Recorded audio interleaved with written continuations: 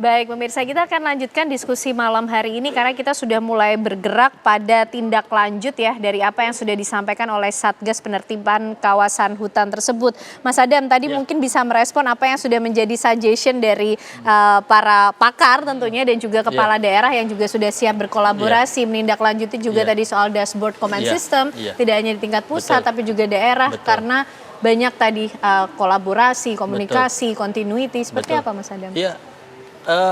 Itulah begitu visionernya ketika 2 bulan setelah pelantikan Pak Presiden kemudian ada Perpres nomor 5 tahun 2025 tadi, bahwa ternyata ada ruang yang memang harus diisi untuk ini kan ada kekosongan terkait dengan hutan ini. Bagaimana ternyata Pak Presiden melihat ya ini ada kebocoran anggaran dan sebagainya tadi sampai ujungnya, bukan tadi makanya yang kami bilang bukan cuman berbicara soal persoalan perusakan lingkungan tapi juga bagaimana memperbaiki lingkungan. Nah, tadi yang disampaikan bahwa ada reforestasi tadi sampai tata kelola hutan dan sebagainya, lingkungan dan sebagainya. Makanya tadi kalau disampaikan bahwa ini ada dapurnya terkait misalkan LH, kemudian ada kehutanan, kemudian ada bagaimana kerja-kerja Satgas, penegakan hukum dan sebagainya. Ini yang memang harus dikolaborasikan, dielaborasi dan memang targetnya memang cukup panjang. Ketika kita bicara soal pengurangan emisi karbon dan sebagainya. Kalau di COP30 di Brasil kemarin untuk 2060 ya itu targetnya berarti kan 2060. Bagaimana emisi karbon itu benar-benar berkurang. Nah, tapi kan bukan di situ saja. Tadi ada persoalan tenaga kerja misalkan kalau kata Pak Bupati.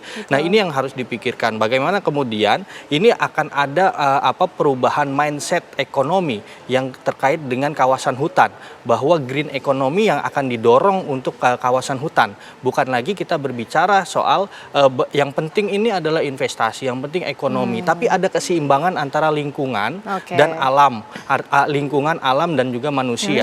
Artinya kita bisa melihat bagaimana recovery ataupun rehabilitasi rekonstruksi anggarannya sampai 60 triliun, Mbak. Artinya di sini proses kerugian yang memang harus diselesaikan itu sebesar 60 triliun. Artinya kalau misalkan kita mau bilang jangan kita bicara soal ekonomi yang hanya sekedar ekonomi Adam Smith misalkan, tapi kita berbicara soal ekonomi yang berhubungan dengan keseimbangan lingkungan. Supaya apa? Supaya tidak ada lagi kerugian-kerugian material dan imaterial yang memang kedepannya itu terjadi. Tadi yang dibilang bukan hanya 60 triliun yang kerugian itu, tapi juga ada kerugian bagaimana banyak orang yang menjadi korban, bagaimana sekolah, bagaimana pendidikan, bagaimana kesehatan dan sebagainya. Nah, ini yang kemudian kita berpikir bahwa ekonomi hijau terkait dengan kawasan hutan ini harus mempunyai standarnya. Kalau standar internasional itu ada ESG, yaitu environmental, sosial dan juga governance. Artinya di sini antara lingkungan, sosial dan juga tata kelola pemerintahan ini harus berjalan dengan keseimbangan. Artinya perusahaan-perusahaan yang nanti didirikan kemudian diperbaiki lagi untuk kira-kira nanti habitat bisnisnya seperti apa, ekosistem bisnisnya seperti apa, harus sesuai dengan standar ini. Dan dan itulah yang memang kerja-kerja Satgas itu yang akan merekomendasikan terkait dengan ekonomi hijau itu nanti ke depannya seperti apa. Makanya dilibatkan ketika ada kelompok ahli di situ itu akan merekomendasikan langkah-langkah ke depannya, bukan hanya berbicara untuk penurunan deforestasi tapi juga bagaimana kemudian reforestasi itu dimulai di situ. Jadi artinya ini berjalan secara simultan, kemudian target sasarannya adalah perbaikan Indonesia. Baik, itu yang menjadi target sasaran. Nah, Pak Bupati, adakah lagi kemudian yang ingin disampaikan dari daerah tentunya untuk memulai sistem tata kelola ulang dari daerah-daerah yang terdampak bencana selain tadi audit lingkungan yang tentunya ditunggu oleh pemerintah daerah, Pak Bupati? Kami sih sangat yakin ya dengan kepemimpinannya Bapak Prabowo sudah terbukti. Tadi saya bilang ada 18 tahun sita negara tapi dikuasainya masih berapa bulan Pak Prabowo baru bisa dikuasain begitu ya. Dan ya mohon maaf saya mengenal beliau 14 tahun bersama beliau di Gerindra. Memang sangat concern dengan lingkungan. Dan saya sepakat sebetulnya kita kebetulan juga pada saat undang-undang tentang ratifikasi perjanjian Paris. Saya ketua panjanya waktu itu tahun 2016, dan baru kelihatannya, mohon maaf nih, di pemerintahan Pak Prabowo sebetulnya ada roadmap sesungguhnya kita untuk mencapai emisi tertentu gitu. Tapi kelihatan ya baru setahun terakhir ini, dan karenanya kami sangat optimis. Nggak tahu nih, saya keluarganya Pak Prabowo memang passionnya lingkungan juga. Pak Hasim itu bahkan punya penangkaran harimau di Bali, di Sumatera Barat gitu. Nah, karena itu kami sangat yakin, dan karena itu Mas Adam, saya kira memang untuk segera di push untuk audit lingkungan supaya dengan itu mungkin bisa si perusahaan atau denda atau apapun itu bisa untuk segera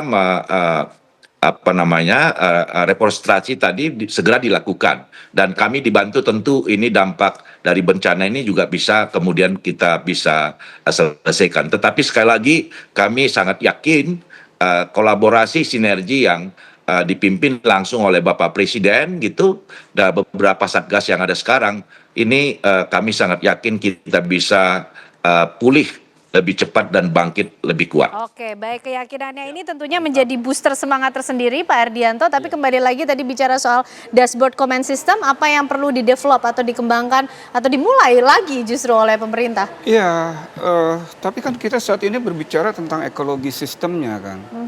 Jadi kalau di dalam dashboard comment system yang berbasis kepada nilai-nilai ekologi, itu tidak lepas daripada dua hal, yaitu yang disebut dengan ekosentris, bahwa kita perlu meningkatkan paradigma tentang bumi, air, tanah, dan udara. Itu adalah kebutuhan.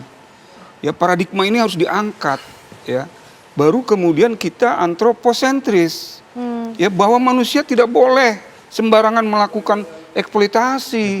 Nggak bisa. Sehingga ketika kita sudah masuk ke dalam sebuah input data yang kemudian kita olah menjadi output dan menjadikan itu outcome di dalam sebuah dashboard system, di situ akan ditemukan apakah yang disebut dengan yang tadi kolaborasi itu sudah benar, karena kolaborasi datang dari nilai-nilai komunikasi. Komunikasi itu harus berlanjut dengan koordinasi. Koordinasi dia harus melakukan konsolidasi. Tapi ketiga hal ini menuju kepada kolaborasi tidak akan muncul apabila tidak ada unsur continuity. Ini seluruh dunia, Mbak. Jadi waktu beberapa tahun lalu saya ke satu negara yang sedang melakukan hal yang sama. Mereka itu menggunakan 105.000 hektar rusak lahannya. Dia harus melakukan reforestasi. Itu dia menggunakan kearifan lokal. Petani-petaninya yang dimainkan. Jadi petani-petani itu masuk ke dalam sebuah dashboard system. Nah, ini kita 1 juta hektar. Iya, besar sekali. Jadi kapan kita mau, kata tadi bilang, kapan kita mau mulai? Dan kapan kita akan pada posisi memulai, di tengah, dan harapan. Baik Pak Erdianto. Dan satu lagi. Ya, satu lagi singkat. Kita harus sudah mulai melakukan tobatan ekologi. Memulai tobatan ekologi ini Pak Henrico seperti apa? Termasuk juga melihat penegakan hukum terhadap perusahaan-perusahaan, apalagi yang harus dilakukan secara penegakan hukum ataupun konsekuensi dan bentuk tanggung jawab. Betul. Saya coba singkat ya. Jadi from policy to action. Yang kita lihat sekarang sudah clear, sudah ada start yang baik. Nah, yang kedua yang saya ingin ingatkan tadi, pondasi kita semua itu sebenarnya lingkungan. Tadi sudah dijelaskan sangat detail. Lalu yang kedua tuh sosial budaya. Tadi kearifan lokal dan sebagainya. Baru ekonomi. Nah, kita berharap sebenarnya ini pesan pentingnya. Apakah ini bisa dijadikan momentum awal untuk menata kembali tata kelola sumber daya alam kita? Betul. Seharusnya ada wasitnya, entah itu Komite Nasional Sumber Daya Alam. Ini hutannya boleh ditebang, ini harus dijaga jadi turisme atau apa. Jangan diserahkan ke kementerian, tapi harus lintas kementerian. Nah, Komite Nasionalnya nggak ada. hitungannya sebenarnya namanya neraca sumber daya alam. Kalau kita udah punya neraca sumber daya alam, kita tahu mana yang defisit, mana yang surplus, dan itu ditetapkan dalam 5 tahun. Oke, kita 5 tahun reforestasinya sekian. Yang ini boleh dideforestasi karena target ketahanan pangan, air, dan energi kita sekian. Itu yang harus dibuka ke publik, ke parlemen, ke DPR, dan ke Pemda.